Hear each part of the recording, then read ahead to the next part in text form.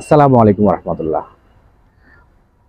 আমরা যখন একটা টপিকস নিয়ে কথা বলবো, সেটা আসলে কিভাবে বলবো, আপনাদেরকে যদি এটা সহজ করে দেওয়ার চেষ্টা করি।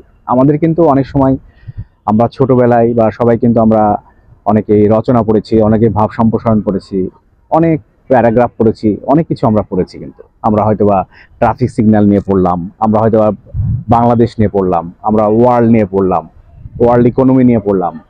বিভিন্ন ধরনের টপিকস নিয়ে কিন্তু আমরা প্রতিনিয়ত পড়ি, আমরা জানার চেষ্টা করি, অনেকে মুখস্থ করে, মুখস্থ না করে এটা বোঝার চেষ্টা করেন, জানার চেষ্টা করেন এবং এটা বুঝে লেখেন। তাহলে কিন্তু আপনার সারা জীবন মনে থাকবে।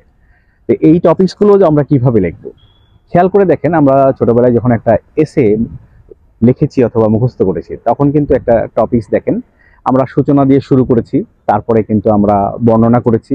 সূচনা মানে ভূমিকা, ভূমিকার মধ্যে কিছু ইন্ট্রোডাকশন থাকে, আমাদের কিছু তথ্য থাকে, তারপরে আমাদের বর্ণনা থাকে, তারপরে কিন্তু আরো ব্রিফিং থাকে, তারপরে কিন্তু আমরা যদি বলি আমাদের উপকারিতা থাকে, অপকারিতা থাকে, এগুলো কিভাবে ইউটিলাইজ করা যায় সেটা থাকে।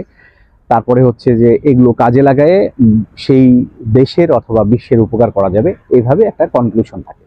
তাহলে আমরা যখন যে কোনো একটা টপিকস নিয়ে কথা বলবো, সেই কথাটারও কিন্তু একটা আপনারা মাথায় রাখবেন। এইভাবেও যদি আপনি সাজান, তাহলে আপনার জন্য বলতে সহজ হবে।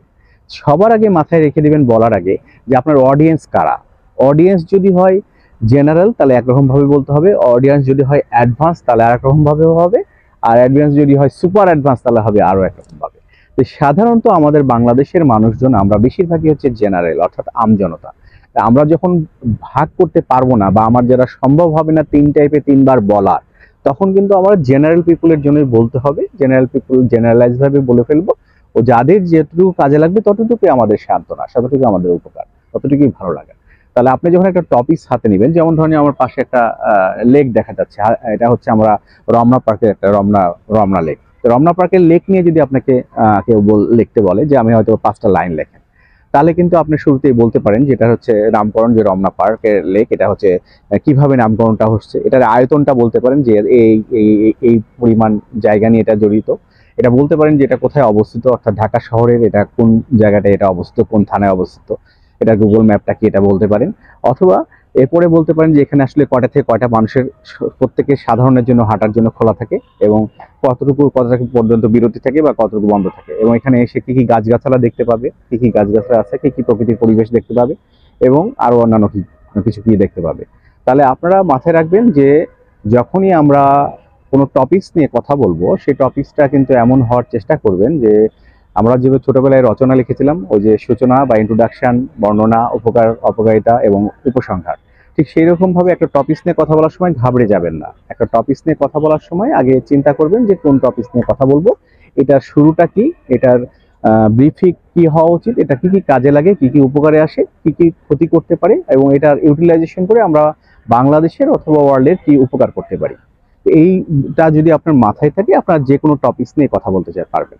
এবং কথা বলার আর একটা বড় উপায় হচ্ছে, আপনি যখন কথা শুরু করবেন তখন বলার জন্য আপনি আপনার এই, আমি যেমন মোবাইলে এখন সেলফি ক্যামেরায় ভিডিও করছি, আপনারাও এখানে সেলফি ক্যামেরায় ভিডিও করে দেখতে পারেন যে আপনি কথাগুলো বেঁধে যাচ্ছেন, আপনি বলতে পারছেন।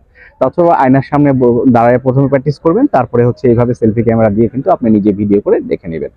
আমার এই প্র্যাকটিসটা এসেছে, আমি হচ্ছে বহুদিন কোচিং সেন্টারে ক্লাস নিয়েছি, এই কারণে হচ্ছে আমার এই প্র্যাকটিসটা কথা বলতে বলতে চলে এসেছে। জানি না কতটুকু পারি, কিন্তু আমি আমার স্টুডেন্ট লাইফ থেকে আমি কোচিং সেন্টারে ক্লাস নিতাম।